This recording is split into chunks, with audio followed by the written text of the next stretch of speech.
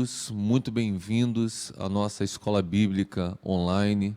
Eu sou o pastor Guilherme, estarei aqui com vocês na total dependência do Espírito Santo e contando com a ajuda de Deus para dar prosseguimento nessa aula, a carta aos Romanos.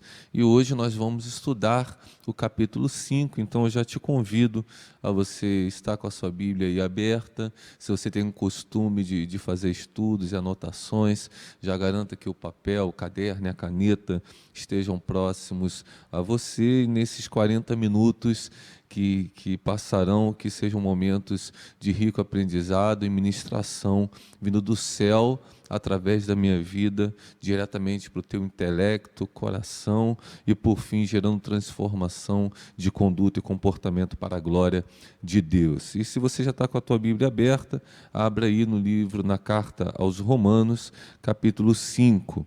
Nós vamos dar prosseguimento ao tema da justificação. Se porventura você estiver participando dessa aula pela primeira vez na carta aos Romanos, eu já te convido, assim que terminar essa aula, ou mesmo antes, você ir lá desde o panorama, capítulo 1, 2, 3, 4, e você vai fazendo essa série, porque essa carta, como alguns teólogos dizem, é o tratado do cristianismo para todos nós. E tivemos ricas aulas com muito conteúdo profundo, abençoador, que certamente enriquecerão o teu conhecimento e trarão mais esclarecimento a respeito da nossa vida cristã. Então fica aí o convite para você não ficar restrito apenas a essa aula, mas maratonar, né? A gente maratona tantas vezes aí na Netflix ou outros streamings que a gente tem acesso, por que não maratonar na palavra de Deus e no conhecimento, pois esse foi o apelo que o profeta nos deu, né? Conheçamos e prossigamos em conhecer o Senhor. Vamos orar, queridos? Gracioso Deus, amado Pai, nós queremos nesse momento consagrar este momento de estudo a Ti. Te somos gratos, ó Pai, pelo acesso à Tua palavra, pelo fato de conhecermos a Ti, pelo dom da fé, pelo nosso nome está escrito no livro da vida, e queremos neste momento também nos alegrar com a Tua presença e com o conhecimento da Tua glória e da Tua palavra. Por isso venha nos revelar, nos trazer edificação, venha tirar todo tipo de tampão dos ouvidos, da mente, distrações ou qualquer outra coisa que possa competir e concorrer com a pregação da Tua palavra. Que a nossa vida seja uma terra, Senhor, que possa produzir bons frutos, que a semente da Tua palavra entre e assim produza em nós crescimento, desenvolvimento, enraizamento, florescimento e frutificação para a Tua glória. Nós contamos com a Tua ajuda, que uma unção de sabedoria, discernimento, profundidade, ó Deus, esteja sobre nós nesta hora. Fica conosco, nos abençoa, no nome de Jesus. Amém. Vamos fazer toda a leitura do texto, são 21 versículos, e logo a seguir a gente entra tratando aqui de alguns assuntos. Obviamente, como o capítulo 5, você vai ver, ele é uma continuação do capítulo 4. Então, embora a irmã Vanessa tenha ministrado 2 aulas muito ricas, de forma muito profunda, certamente teria que fazer menção ou alguns adendos ou alguns acréscimos para que a gente possa concluir, entre aspas, esse tema no capítulo 5. E assim diz o texto a partir do versículo 1. Justificado, pois, mediante a fé, temos paz com Deus, por meio do nosso Senhor Jesus Cristo, pelo qual obtivemos também acesso pela fé a esta graça na qual estamos firmes e nos gloriamos na esperança da glória de Deus. E não somente isso, mas também nos gloriamos nas tribulações, sabendo que a tribulação produz perseverança, a perseverança produz experiência, e a experiência produz esperança. Ora, a esperança não nos deixa decepcionados, porque o amor de Deus é derramado em nosso coração pelo Espírito Santo, que nos foi dado. Porque Cristo, quando nós ainda éramos fracos, morreu a seu tempo pelos ímpios. dificilmente alguém morreria por um justo, embora por uma pessoa boa alguém tivesse talvez coragem para morrer. Mas Deus prova o seu próprio amor para conosco pelo fato de Cristo ter morrido por nós quando ainda éramos pecadores. Logo, muito mais agora, sendo já justificados pelo seu sangue, seremos por ele salvos da ira. Porque se nós, quando inimigos, fomos reconciliados com Deus mediante a morte do seu Filho, muito mais, estando já reconciliados, seremos salvos pela sua vida. E não apenas isto, mas também nos gloriamos em Deus por meio do nosso Senhor Jesus Cristo, mediante o qual recebemos agora a reconciliação. Portanto, assim como por um só homem entrou o pecado no mundo, e pelo pecado veio a morte, assim também a morte passou a toda a humanidade, porque todos pecaram. Porque antes da lei ser dada, havia pecado no mundo, mas o pecado não é levado em conta quando não há lei. No entanto, a morte reinou desde Adão até Moisés, mesmo sobre aqueles que não pecaram à semelhança da transgressão de Adão, o qual prefigurava aquele que havia de vir.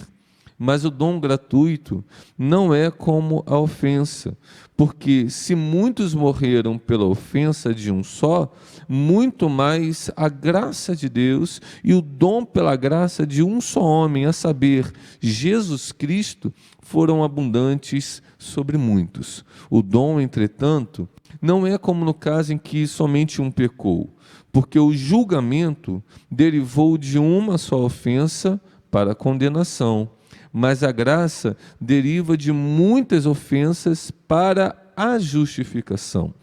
Se a morte reinou pela ofensa de um e por meio de um só, muito mais os que recebem a abundância da graça e dom da justiça reinarão em vida por meio de um só, a saber, Jesus Cristo.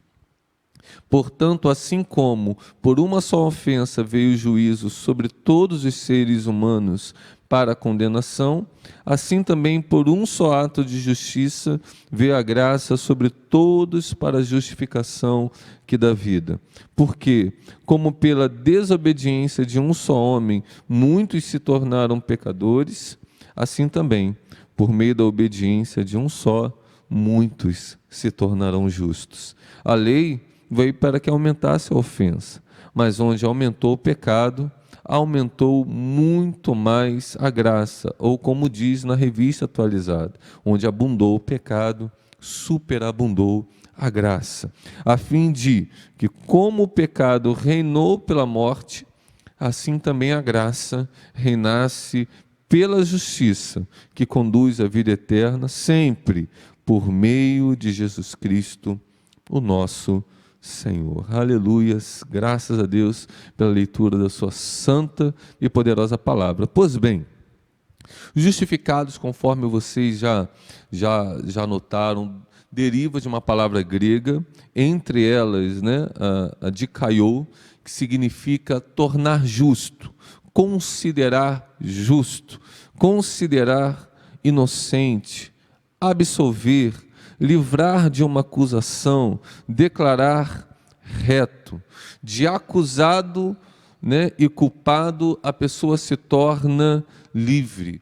Aqui você tem que imaginar um termo como que judicial, como que se os homens, como se eu e você estivéssemos comparecendo a um tribunal e ali nós estamos sendo acusados, ali nós somos réus, ali nós iríamos receber uma sentença, mas como você vê, essa palavra justificados significa, mediante a fé, conforme foi exposto nos capítulos anteriores, nós fomos considerados livres, nós não ficamos presos, nós não fomos castigados, mas é importante a gente perceber que o tornar justo aqui, esse absolver, embora seja um termo jurídico aplicado a uma questão espiritual, ele não necessariamente significa a mesma coisa. Por exemplo, quando um réu de fato está no julgamento e ele ali é acusado de um crime e por falta de provas ou qualquer tipo de coisa, o juiz bate o martelo e o considera inocente, ele o absolve, né? Ali fica claro que ele não cometeu um delito algum. Ele sai com uma declaração da justiça humana dizendo que ele é inocente. Ele não cometeu aquele crime do qual ele foi acusado. De fato, se mostraram provas que consideraram a integridade dele. Ele tinha um bom álibi, ou as provas de acusação não foram contundentes. Então, a justiça, o governo declara aquele homem inocente, absolvido do crime pelo qual ele estava sendo acusado. Neste nosso caso, não. Conforme você já leu, conforme você já estudou nos capítulos anteriores, diz lá no capítulo 3, porque todos pecaram. Esse é o cerne, é um dos cernes desse contexto da justificação. Porque todos pecaram e foram destituídos da glória de Deus. Então, neste tribunal, não é que nós fomos absolvidos porque não havia provas contra nós. Pelo contrário, todas as provas eram irrefutáveis. Todas as provas eram fatos contra nós, não tinha o que se questionar. Nós somos criminosos perante essa lei, nós somos pecadores, nós somos dignos da condenação, da maldição, de qual sentença o justo juiz quiser dar. Então, quando nós somos justificados, conforme nós já aprendemos no capítulo 4, por meio da fé em Cristo Jesus, não é que não havia provas contra nós, não é que nós fomos considerados inocentes. Nós não somos inocentes, até porque a Bíblia diz que o Senhor não toma o culpado por inocente. Nós continuamos, entre aspas, culpados. O que diferencia esse julgamento é que o juiz, pela sua absoluta conduta soberana e misericordiosa, ele nos torna inocentes, ele nos faz livre da sentença. Alguém vai pagar a sentença, mas não nós. Por isso que o texto diz justificado, ele sempre que falar justificado, ele vai dizer por meio da fé em Cristo Jesus. Somos justificados em Cristo Jesus. Por quê?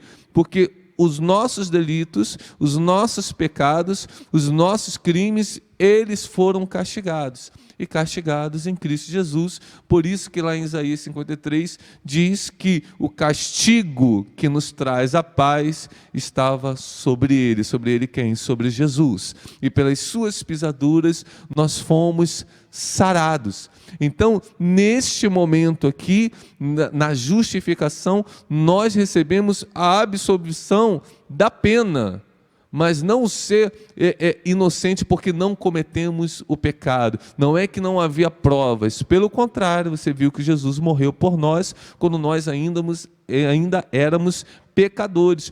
Todas as provas eram contra nós, nós estávamos em dívida, mas ele, como diz lá em Colossenses, ele pagou a nossa conta, ele riscou a cédula de dívida que era contrária a nós, que nos era danosa. Então, Jesus, ele cancelou tudo isso. Então, neste tribunal, nós somos réus. É por isso que a salvação é por meio da graça, através da fé em Cristo Jesus. Ninguém merece. Por melhor conduta moral que você tenha, você continua sendo um pecador. Por melhor conduta ética que porventura você tenha, você continua sendo indigno e pecador. Porque a Bíblia diz que não há um justo sobre a terra, que faça o bem e não peque. Porque lá em 1 João vai dizer que se nós dissermos que não temos pecado, nos fazemos mentirosos e a verdade não está em nós. Romanos, conforme falamos, todos pecaram e destituídos foram da glória de Deus. A salvação não é por méritos, conforme já foi ensinado anteriormente aqui. É somente pela graça, por meio da fé e da fé em Cristo Jesus. Porque somente em Cristo Jesus, porque foi Ele quem pegou esta pena, essa sentença e pagou. Nós somos culpados, mas a culpa Ele carregou. E é nesse sentido que nós temos que entender a justificação, porque a justificação é um ato de Deus para conosco. A justificação não necessariamente é uma regeneração. Ela é a causa da regeneração, ela não é o efeito, né? Por que eu estou dizendo isso novamente? Para corroborar com a tese que a salvação não é por obras ou por merecimentos, porque não é porque eu sou um santo que eu serei salvo, não é porque eu sou um justo que eu serei salvo, não, eu sou santificado por meio do sangue de Cristo Jesus, eu sou justificado por meio da morte e da ressurreição de Cristo Jesus, eu sou regenerado a partir do momento que eu entro em obediência, minha vida é alinhada aos princípios das Escrituras e eu começo a ter um relacionamento com o Espírito Santo e ele vai me transformando de glória em glória, mas o processo da regeneração, ele só é possível porque antes aconteceu a justificação, porque dificilmente um pecador, um criminoso, ele vai se tornar bem por si só, ele precisa que algo aconteça com ele, então o induto de perdão o alcança nesse momento da justificação, e agora ele se torna apto, a gente vai falar daqui a pouquinho, nós vamos ter paz com Deus, então esse ambiente de distanciamento, de guerra, de rebeldia, findou. Então, aí nos tornamos aptos a receber o Espírito de Deus, que vai nos guiar a toda a verdade, que vai transformar o nosso interior. Mas a justificação, ela não é uma regeneração interior. Ela não é uma mudança do homem interior para com Deus. Ela é uma mudança de Deus para com o homem. Eu vou repetir. A justificação, diferentemente da regeneração, que é o que é a regeneração? É a mudança interior do homem para com Deus. Né? Ele lá abandona os seus pecados, ele abandona a vida pregressa, a vida antiga, as coisas velhas já passaram, tudo se faz novo, ele começa a cultivar novas virtudes, né? Os valores do reino, isso é regeneração, é uma mudança do homem, obviamente provocada pelo Espírito Santo, para com Deus. A justificação precede a isso, a justificação é a mudança de Deus para com o homem. Não é isso? Porque os nossos pecados é que fazem separação. Lá em Isaías 59 diz, separação entre vós e o vosso Deus. Então Deus decide, pela sua infinita misericórdia, se aproximar do homem, mas para isso ele tem que sentenciar o pecado. Sentencia na pessoa de Jesus e nos justifica. Agora somos justos.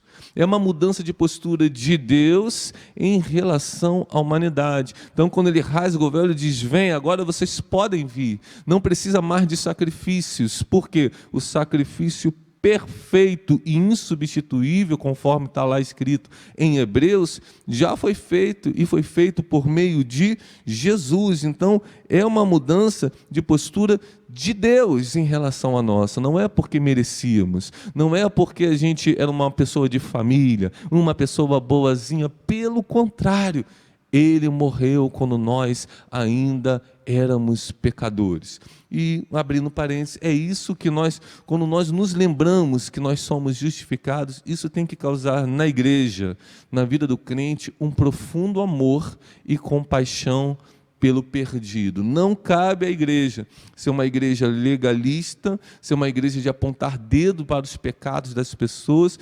Como ela recebeu esse perdão sem merecer, ela deve ter misericórdia para com os pecadores e interceder para que esta mesma justificação que uma vez o alcançou, também alcance cada um desses perdidos.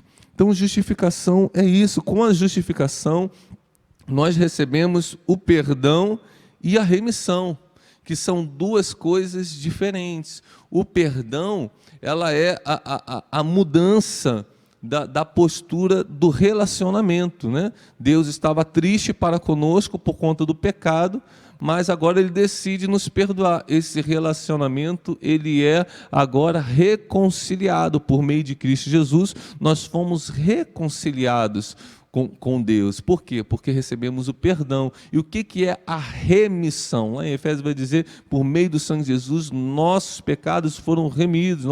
Em quem nós temos a remissão dos nossos pecados. Porque o salário do pecado é a morte. O pecado traz consequências. O pecado traz sentença. O pecado traz maldição. Mas tudo isso, o sangue de Cristo Jesus nos purificou de todo pecado. O sangue de Cristo Jesus nos justificou, conforme está lá também em 1 João capítulo 1. Então nós precisamos entender que em Deus nós recebemos o perdão, fomos reconciliados. Aquele sentimento que Deus tinha em relação ao pecado, ele foi esquecido. Por isso que ele diz lá em Jeremias, dos vossos pecados eu jamais me lembrarei. Nunca, jamais, diz isso, te desampararei. Suas iniquidades eu lanço no mar do esquecimento, né? Que a gente brinca que essa palavra não tem na Bíblia, mar do esquecimento. Tem a imensidão do mar e tem jamais me lembrarei. Junta uma passagem de Jeremias com a outra de Isaías, coloca tudo no mar do esquecimento, está tudo certo, não deixa de ser bíblico, é assim mesmo. Mas o fato é, quando Ele nos perdoa, Ele nos absolve desse sentimento, mas Ele também nos remiu. Então, toda a consequência que havia por conta desse pecado, ele foi abolido. Se você pensar bem, isso é muito diferente da justificação, entre aspas, da justiça humana.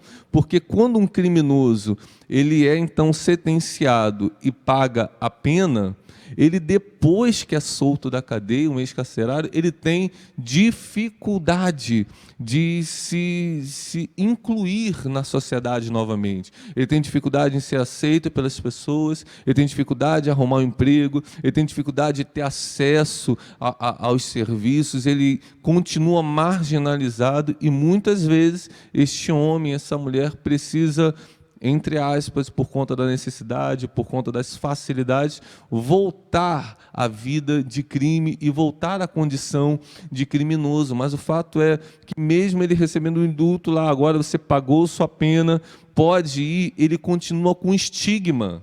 Ele continua ainda com uma marca. Onde quer que ele vá, ali vai um ex-presidiário, ali vai um ex-detento, aquele ali foi um criminoso, cuidado com ele. Ele fica estigmatizado.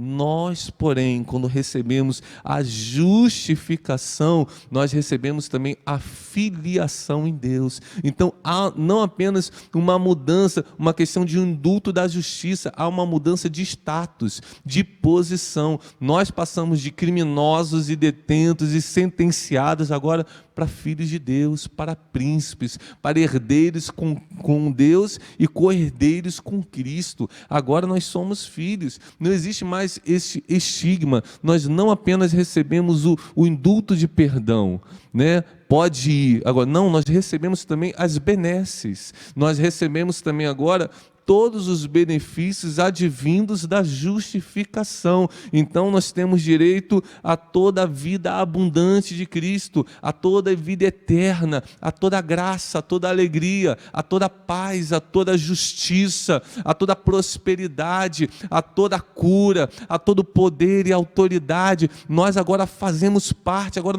nós passamos de ex-detentos agora para embaixadores. Tenta imaginar isso.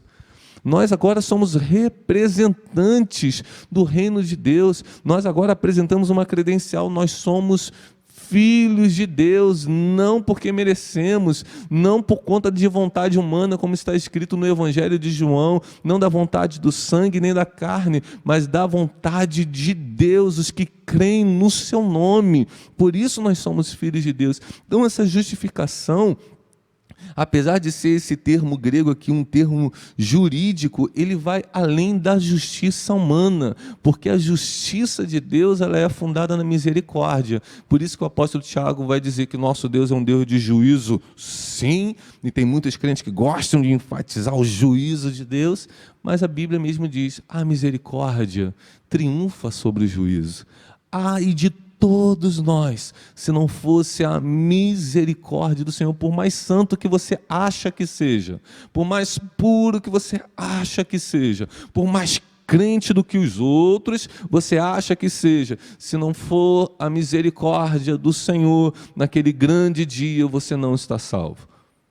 Nós não estaríamos na vida eterna com Cristo, porque todos pecaram, porque a misericórdia do Senhor é a única causa de não sermos consumidos, e não seus méritos, não o seu esforço. Esforçai-vos, por favor, o reino de Deus é tomado por esforço, mas é Ele quem opera em nós o querer e realizar. É Ele quem renova as forças alcançadas. Então, porque nossas forças são limitadas, nosso intelecto é limitado, nosso conhecimento é limitado, nosso amor é limitado, nós somos limitados em nós mesmos, mas nele nós somos mais que vencedores em todas estas coisas, por meio daquele que nos amou primeiro, porque nós amamos, como diz em 1 João, porque ele nos amou primeiro. Então essa justificação traz toda essa diferenciação de condição do homem. Então nós somos justificados por meio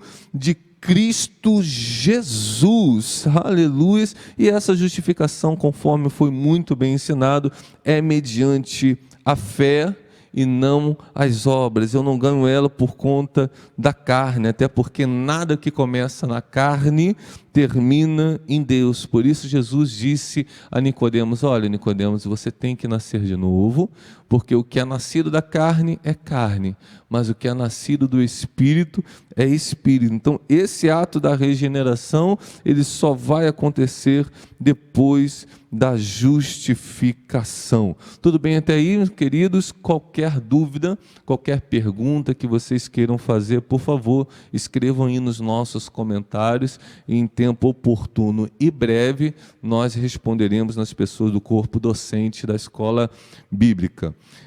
E aí, ele vai dizer aqui algo muito interessante. Após a gente receber essa justificação, ele vai dizer aqui no versículo 1 ainda, justificado pois mediante a fé, nós temos paz com Deus. Nós temos paz com Deus por meio do nosso Senhor Jesus Cristo. Aí essa paz aqui não é aquela paz de tranquilidade, de serenidade, de ambientes calmos. Não se trata aqui de uma paz interior. Essa paz aqui, essa palavra falada aqui, ela está tratando de reconciliação do homem para com Deus. O homem e Deus estavam em guerra desde o jardim do Éden. Nós fomos expulsos do jardim de Deus por conta do pecado. A gente sempre tem que entender que o pecado atrai a ira de Deus, atrai o juízo de Deus. Deus ele é misericordioso com o pecador, mas ele continua abominando o pecado. E a gente tem sempre que lembrar que seja no Antigo Testamento, seja no Novo Testamento, até aquele grande dia, o salário do pecado é a morte. O salário do pecado é a morte, mas essa morte que a gente vai falar daqui a pouco, ela foi paga por Cristo Jesus. E é por isso que agora, eu justificado, eu tenho que trabalhar a minha santificação, a minha regeneração, para eu permanecer na graça que me alcançou. Então a graça eu recebo de graça, é um favor imerecido, mas eu necessito permanecer na graça, como temos pregado aqui, seria fórum para uma outra aula, a fim de que esta graça me permaneça na condição de salvo no Senhor. Então essa paz que trata aqui, justificar, nós temos paz com Deus, não paz conosco, paz consigo mesmo, né? Essa paz interior, é paz com Deus. Tenta imaginar duas nações em guerra, então elas ficaram anos guerreando por um território, por um assunto, quer que seja, e agora chega um tratado de paz. Então aquelas nações vão assinar um acordo de paz. A partir de agora não há mais guerra, não há mais conflito, as fronteiras são abertas, né? As duas nações, a população, o povo daqueles dois países podem entrar e sair normalmente pelas fronteiras, podemos fazer novos acordos comerciais, porque estamos vivendo um período de paz. A guerra, a rebeldia, o ódio, a ira já passou. É essa justificação a qual acabamos de falar que traz esta paz com Deus. Antes nós recebíamos a ira de Deus, estávamos afastados de Deus, mas agora em Cristo a nossa vida está oculta, escondida em Cristo. Agora a gente foi reconciliado, agora há harmonia no relacionamento, agora há ausência de culpa, de distância, de separação. O Senhor rasgou o véu, conforme já falamos aqui, disse: venha para perto. Ele nos aproximou, né? O que diz o texto: nós estávamos longe, mas por meio de Jesus nós fomos aproximados. Nós não éramos povo, mas agora somos o povo de propriedade exclusiva de Deus. Nós não havíamos alcançado misericórdia, mas agora alcançamos misericórdia. Está lá em 1 Pedro capítulo 2, né? Nós éramos isso, mas agora nós temos paz com Deus. Não precisamos mais nos aproximar de Deus com medo, com temor sim, reverência sim, mas não mais com medo da sua ira, porque conforme lemos aqui, se por meio da morte nós somos salvos da ira, por meio da ressurreição de Cristo, e Cristo ressuscitou, aleluia, muito mais agora nós somos salvos do poder da ira. Então, lembrar isso, na condição de pecador, o Senhor nos amou. Se na condição de criminoso o Senhor nos amou e nos resgatou e nos remiu, muito mais agora, na condição de justificados, nós podemos nos aproximar em paz. Não a paz da consciência limpa, porque eu fiz tudo certo, porque não fizemos tudo certo, mas na consciência de que naquilo que fomos defeituosos, naquilo que fomos um fracasso, naquilo que fomos errantes, o Senhor pagou, o Senhor Jesus pagou pelos nossos erros. E agora, Ele pagou para que nós pudéssemos ter acesso ao Pai como um filho e sentarmos à mesa, tal qual o filho pródigo. Então, lembra disso, por isso que ele vai dizer aqui no versículo 2, que pelo qual obtivemos acesso pela fé a esta graça na qual estamos firmes, e no qual nos gloriamos na esperança da glória de Deus. Aleluias! Nos gloriamos na esperança da glória de Deus. O que está falando aqui é a restituição do que Adão havia perdido com o pecado. Então fomos justificados, fomos, entre aspas, absolvidos, com todos os adendos que eu já expliquei sobre a absolvição que nós recebemos. Temos paz com Deus, né? Isenção da culpa, do medo, podemos nos aproximar, porque Ele nos amou e por meio de Cristo Jesus Ele nos reconciliou a si mesmo, e agora nós podemos ter a esperança da glória de Deus. Por quê? Antes, em Romanos 3, o que estava escrito?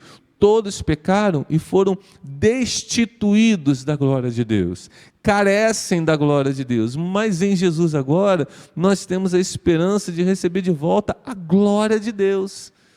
Agora, com essa justificação, nós podemos receber esta presença, essa glória que Moisés pediu para ver, mas só pôde ver Cristo, o Senhor de costas, Deus de costas. Em Colossenses 1:27 vai dizer: é Cristo em nós a esperança da glória. Ele só pode ver um Deus passando por ele, mas agora nós temos Cristo em nós. Cristo não está mais entre nós, Cristo agora está em nós, e isso é a esperança da glória, e é por isso que vai dizer lá em 2 Coríntios que Ele nos transforma de glória em glória à imagem do Senhor. Ele está nos restituindo o Éden, Ele vai nos conceder um corpo incorruptível e a glória de ver a Deus como Ele é. É uma esperança da glória de Deus. Então, fomos justificados, considerados justos por conta de Cristo Jesus. Essa justificação nos traz paz, reconciliação com Deus, nos restitui a glória da qual outrora fomos destituídos, e o texto depois ele vai transcorrer, é como se fosse um texto argumentativo sobre essas três correntes, né? Justificação, paz com Deus, restituição à glória de Deus. E por que tudo isso foi possível? Então você vai ver que o apóstolo Paulo, desde o versículo 6, ele vai colocar aqui a ênfase na morte de Cristo, porque o salário do pecado é a morte, o pecado traz consequência, nós éramos réus, nós éramos culpados, mas alguém morreu, e não foi nós. Foi o Senhor Jesus. Então, isso é lindo demais. Então, ele vai dar toda a ênfase na morte de Cristo como um testemunho, né, de que nós éramos pecadores. Ele vai explicar que, por que nós éramos pecadores, né? Muitas vezes você vê alguém te perguntando, mas eu, pecador? Mas o que eu fiz? O próprio Davi, lá no Salmo 51, versículo 5, ele vai dizer, eu nasci na iniquidade e em pecado me concebeu a minha mãe. Não que a mãe dele fosse uma mulher pecadora, de origem moral ou ética, social duvidosa, questionável. Longe disso, que Davi? Você vê muita similaridade Davi é quase um evangelho de Davi, né? Você vê que Paulo escreveu no ano 60 depois de Cristo, e Davi, você já vê Davi com as ideias paulinas e de evangelho 700, 800, quase 1000 anos antes de tudo isso, né? Por isso que alguns o consideram também como um profeta, também além de rei, além de levita, além de quase também um sacerdote, se ousava tomar a estola sacerdotal, era um homem realmente segundo o coração de Deus, incrível. Qualquer dia faremos uma série de pregação sobre a vida de Davi. Mas o fato é que quando Davi diz isso, ele já entendia que o pecado através de Adão havia entrado em toda a humanidade. Nós recebemos por herança a maldição.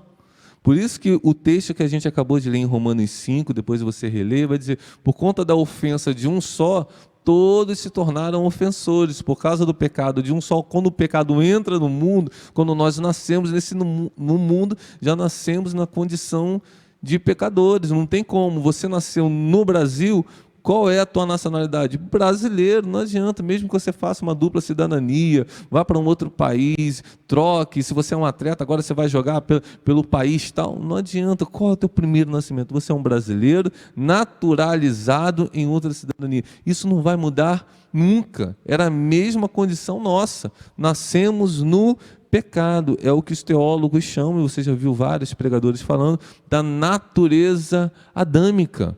O pecado já nasce no homem, né? E às vezes você vê uma criança de menos de 1 ano, está começando a aprender a andar, mas ela já bate nas pessoas, ou criança de 1, 2, 3 anos, ela já é egoísta, não é? Ela já é desrespeitosa com os mais velhos, aí você vai dizer que é na inocência, às vezes ela agride, ela bate na cara da outra criança, bate na cara de um adulto que está brigando com ela, você já percebe certa maldade em algumas crianças, você já nota uma coisa, às vezes você fica até, nossa, mas o que é isso?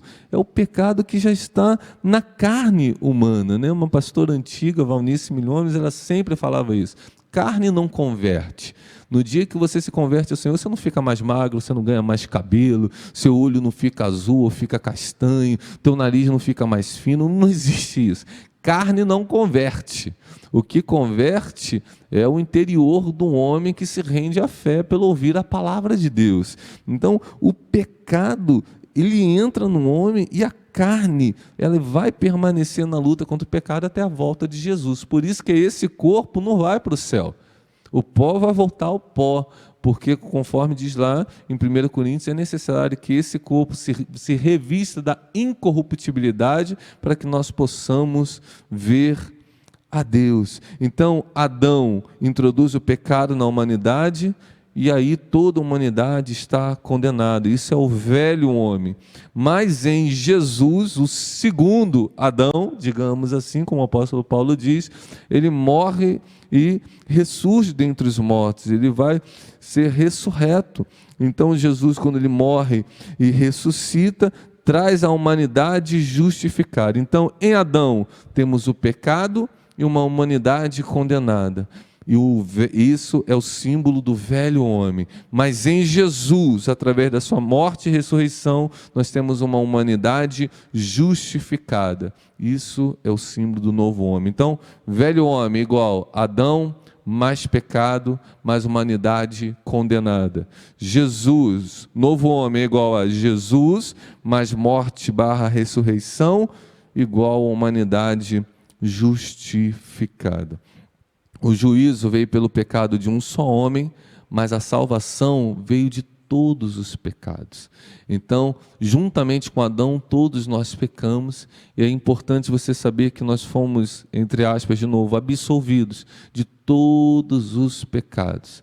O pecado do mundo inteiro, de todas as gerações, do meu tempo de ignorância e do meu tempo de conhecimento, porque imagina, né? Às vezes eu percebo que tem alguns crentes que têm essa sensação, como se Jesus tivesse morrido pelos meus pecados antes de eu conhecê-lo. Só que, como diz em João, a gente continua pecando todo dia. Eu, inclusive, hoje, antes dessa aula, eu pequei. E eu acho que você, antes de assistir essa aula, você já pecou também hoje. Então, porque nós estamos no pecado. Nós nascemos no pecado. Nós não deliberadamente vivemos no pecado, mas, como diz Romanos lá, como diz o apóstolo Paulo, daqui a pouco você vai ler também, esse mal reside em nós, nós estamos lutando contra o pecado. Né? Então, pecado é tudo aquilo que ofende a Deus. Então, às vezes, a gente tem alguns pecados capitais que a gente dá muita importância, mas tem várias coisinhas pequenas que são ofensas ao Senhor. E isso também é pecado. Por isso que o texto diz que há um justo que não peque, faça o bem e não peque. Então, Jesus, ele morreu por todos os nossos pecados até conhecê-lo, mas ele também morreu pelos pecados do crente, daquele que continua lutando contra o pecado. Então, todos os pecados, por conta de todos esses pecados, Jesus já pagou a conta. Por isso que aquela cruz era tão difícil de ser carregada. Por isso que a agonia era tão grande, porque não foi o pecado apenas de Adão ou apenas o meu pecado, era o pecado do mundo inteiro. Se hoje nós temos 6 bilhões de pessoas, tenta imaginar desde o ano 0 até hoje quantas pessoas existiram, quantas vezes essas pessoas pecaram, e todos esses pecados, a conta foi paga em Jesus, o Cordeiro de Deus que tira o pecado do mundo. O bispo de Cantuária, ele, no ano de 1100, ele escreveu um livro falando sobre essa questão da justificação, e ele traz uma ilustração que é muito importante, bonita até, né? Ele fala assim: nós somos pecadores, então tenta se imaginar no tribunal de Deus, e Deus, como juiz soberano, né, justo, ele está lá, ele aponta o dedo e fala: você é pecador, você é réu, você é criminoso. Então, ele ensinando a sua igreja, o que ele fala lá, o bispo Eusébio: olha, levanta a mão e diz assim: sim, Senhor, eu sou pecador, mas eu apelo para a morte de Cristo, porque ele se fez pecado em meu lugar. Fala: não, mas você é digno de morte. Aí você levanta a mão e fala assim: sim, Senhor, eu sou digno de morte, mas eu apelo para o sacrifício de Cristo Jesus na cruz, porque ele morreu a minha morte para que eu pudesse ter vida abundante e vida eterna em Cristo. Então, todas as acusações que você pode vir a receber naquele tribunal, qual é o único apelo que você deve ter? Eu apelo para a morte de Cristo, porque foi a morte de Cristo que carregou toda a sua culpa, toda a sua maldição, toda a sua sentença. Jesus já pagou. O escrito de dívida que era contra você já pagou. Por isso que a gente vai ler depois lá, o próximo professor vai dar: nenhuma condenação há para os que estão em Cristo Jesus. Se você está em Cristo, a sua dívida já foi paga. Se você crê em Cristo Jesus, está vivendo em Cristo Jesus, se você é o templo do Espírito Santo, vivendo essa transformação de glória em glória, aquele que começou a boa obra é fiel para aperfeiçoar e completar. Se você está vivendo isso, não há mais condenação. Você foi salvo pela graça. Você está sendo salvo pela graça e você será salvo pela graça. A salvação não é um ato que se iniciou e já se consumou, né? Ela iniciou na cruz do Calvário, está consumado no sentido de o sacrifício está feito. Então, pela fé eu creio em Cristo Jesus. Eu fui salvo, eu estou sendo salvo e eu serei salvo. E o que eu fui salvo pela graça, eu estou sendo salvo pela graça e eu serei salvo pela graça. Vou me esforçar, vou me santificar, vou me consagrar, vou praticar boas obras, mas tudo isso por meio da graça, porque sem a graça de Deus, o homem não pode viver, o homem não pode ser salvo. E isso Deus faz para que toda a glória seja dada exclusivamente a Ele. Esse é o processo da justificação. A nossa vida, conforme diz Colossenses 3, está escondida em Cristo Jesus. Isso é maravilhoso demais. E é por isso que ele vai terminar esse texto lindo, que vai corroborar com o que eu disse no início, que não apenas uma mudança de culpado para, entre aspas, inocente, é mais do que isso, porque ele vai dizer que onde abundou o pecado, superabundou a graça de Deus, nos versículos 20 e 21. Então, não é que a graça, ela igualou, ela apenas te lavou, né? E agora você está limpo, não é isso. Você não recebeu apenas um banho da justificação, você foi vestido novamente. Foi isso que Jesus quis mostrar no filho pródigo. O filho pródigo ensaiou todo aquele texto bonito e o pai não deixou ele nem completar a oração, a confissão de arrependimento.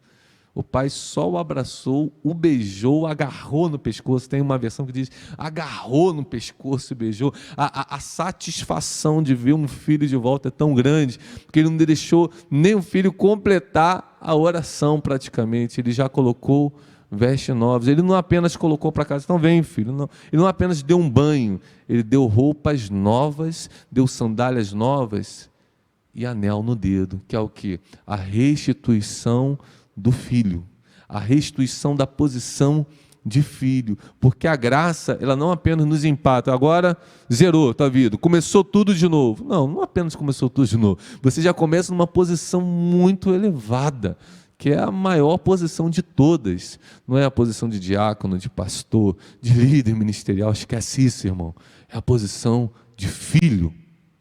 Essa é a maior posição que o homem pode buscar para a sua vida, ser filho de Deus, herdeiro de Deus, co-herdeiros com Cristo. Você vai reinar com Cristo na volta dele. Essa é a maior posição que alguém pode obter. E essa posição não há concorrência alguma, ela está disponível igualmente para todos, porque o amor de Deus não faz acepção de pessoas.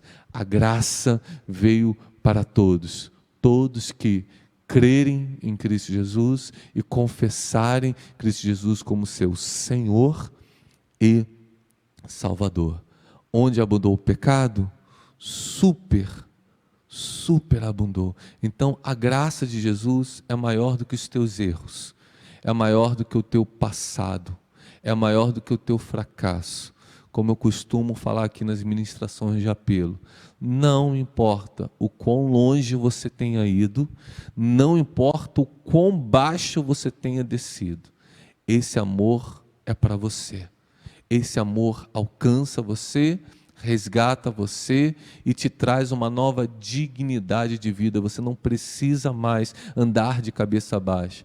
Ande de cabeça erguida, em humildade, em amor, em gratidão, em fidelidade, em santidade, em firmeza, em fé, em esperança, porque Jesus na cruz do Calvário pagou a nossa morte, a nossa sentença, para que hoje nós pudéssemos ter vida e vida em abundância. Bom, É isso, demos o foco grande na justificação, na paz com Deus, na morte de Cristo Jesus, nessa reconciliação que nós recebemos, nessa graça abundante. Eu espero que você tenha aprendido, que você possa meditar nessas palavras, e se isso de fato habitar dentro do nosso coração, nós seremos muito agradecidos e viveremos uma vida cristã de muito entusiasmo, porque a despeito de todas as dificuldades, perseguições, aflições que nós temos vivido no tempo presente, nós fomos justificados, nós somos salvos e nós habitaremos numa eternidade onde não há dor, não há lágrima, não há enfermidade, não há mal algum. Jesus nos libertou do império das trevas e nos transportou para o reino do Filho do seu amor. Ele não só nos libertou e falou assim, vai, pode ir, agora você está livre. Não, Ele tirou a gente das trevas e nos colocou num lugar abençoado. É essa posição que você está, é nesse lugar que você está, caso Cristo Jesus esteja em você. Se não, você pode agora levantar a sua mão e dizer assim, Jesus Cristo, eu creio em Ti e Te recebo como meu Senhor e Salvador. E eu profetizo sobre a tua vida que as coisas velhas irão passar e tudo novo se fará em você. Amém? Essa foi a nossa aula de Romanos capítulo 5, que a graça de Cristo Jesus, o amor de Deus, o nosso Pai, e as doces e ricas consolações do Espírito Santo estejam contigo, não apenas hoje, mas para todo sempre. Amém? Se tiver alguma dúvida ou pergunta, faça aí no nosso comentário que a gente responde de forma breve e oportuna. Deus te abençoe rica e abundantemente. Fica na paz.